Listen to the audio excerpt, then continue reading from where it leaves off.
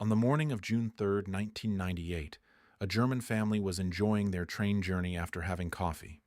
This high-speed train was traveling from Munich to Hamburg. It was 10:30 a.m., and everything seemed completely normal. But just 12 minutes later, that family was terrified when suddenly a piece of steel tore through the floor beneath their feet, emerging right between their seats. And that was only the beginning of the deadliest accident in German high-speed train history. Welcome back to USA Doc Videos.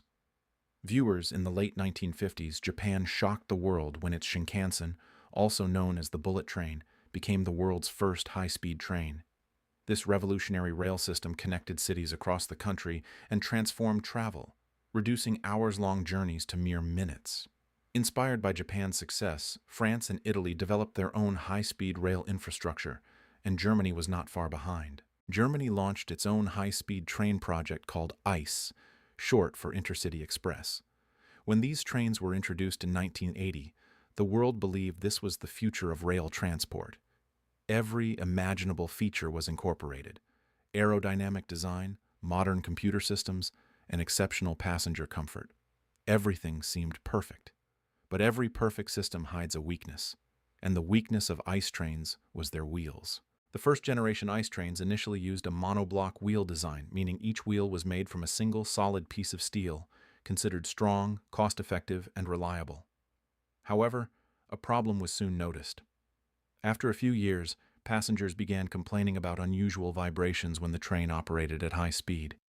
In the buffet car, where food was served, glasses, spoons, and forks would rattle due to the vibrations, making the journey uncomfortable.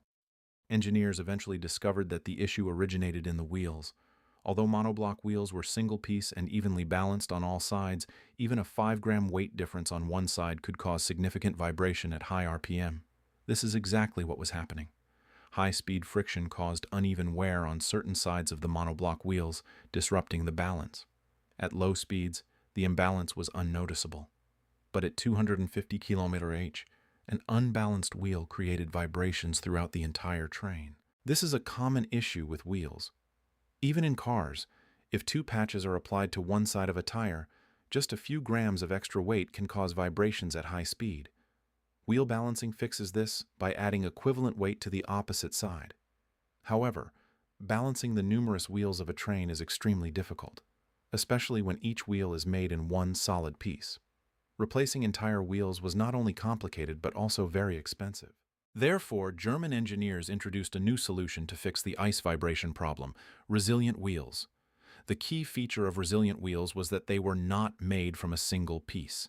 The inner ring and the outer ring were manufactured separately, with a rubber ring placed between them to absorb vibrations. This design allowed engineers to replace only the outer worn part instead of the entire wheel.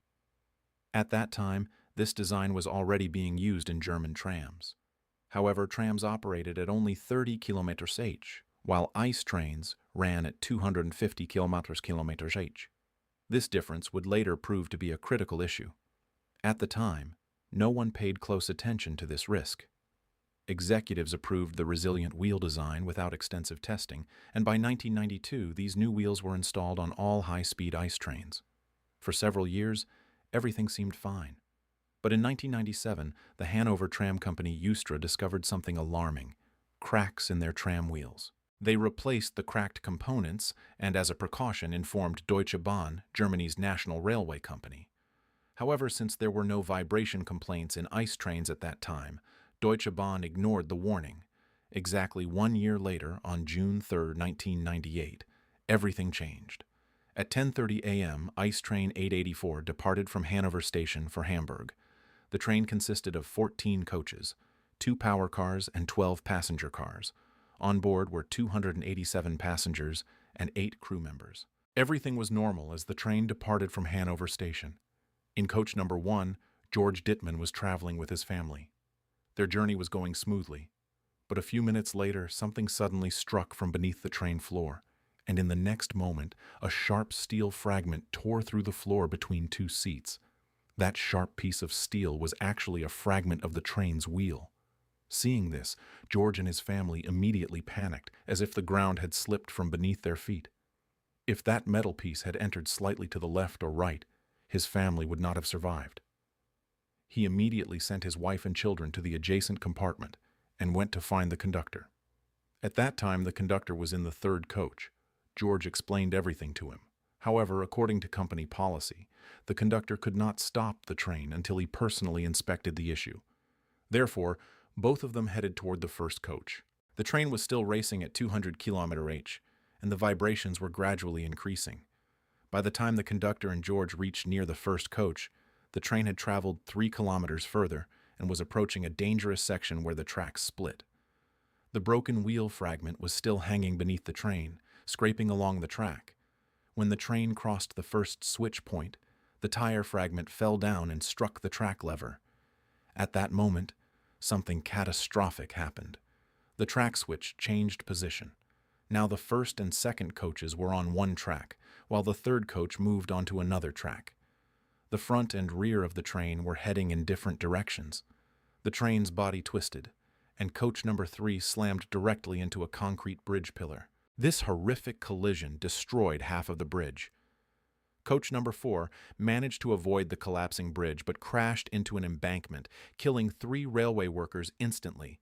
Coaches number 5 and 6 were crushed under 300 tons of falling concrete from the bridge. The height of those 2 coaches was later reduced to just 6 inches. Yes, only 6 inches. The remaining coaches, 7, 8, 9, and 10, coming from behind at full speed, collided into each other and folded like paper. Only the first 2 coaches, where George and his family were seated, survived, while the front locomotive continued for 3 kilometers before finally stopping. When coach number 3 hit the bridge, the engineer and driver felt a strong jolt, but they were completely unaware of the devastation unfolding behind them. The disaster occurred near a small town called Eschede. When residents heard the explosion-like sound, they rushed to the scene. What they witnessed was unforgettable. Shattered coaches, twisted metal, fire, and the screams of passengers. Some people were trapped under the bridge debris, others were stuck in their seats, and the pressure-proof windows were so strong that breaking them was almost impossible. Rescue workers had to call heavy machinery, yet it still took hours to reach the first trapped victims. More than 1,000 rescue workers arrived at the site. Ambulances and military doctors began emergency operations. Coincidentally, a medical conference was taking place nearby, and 40 doctors rushed to the accident scene. But by then, it was too late. In this tragic high-speed train disaster, a total of 101 people lost their lives. 88 people were found in critical condition, and around 100 others suffered minor injuries. Those in the first 2 coaches survived by sheer luck. German high-speed trains, once considered the safest trains in the world, saw that reputation shattered by the Eschede disaster. This accident shocked not only Germany, but also countries like France, Italy, and Japan that operated high-speed rail networks. When investigators analyzed the crash site, it initially appeared as if a vehicle had entered the track. However, when they discovered the wheel fragment that had penetrated the floor of coach number 1, everything became clear. Records revealed that the same wheel had previously reported a flat spot issue 8 times, yet it was never replaced.